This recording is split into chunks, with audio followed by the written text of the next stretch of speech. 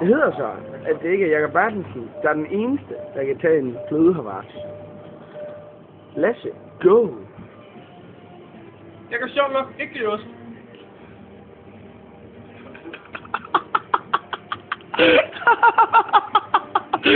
What up?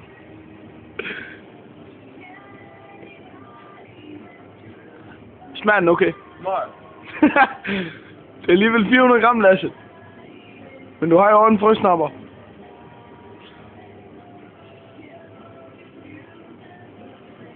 Du kan holde den.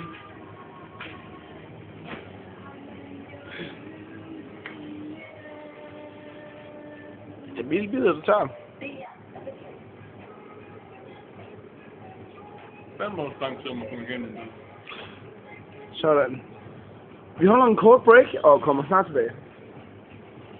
Kan vi lige se en bid til, inden vi cutter? Sådan.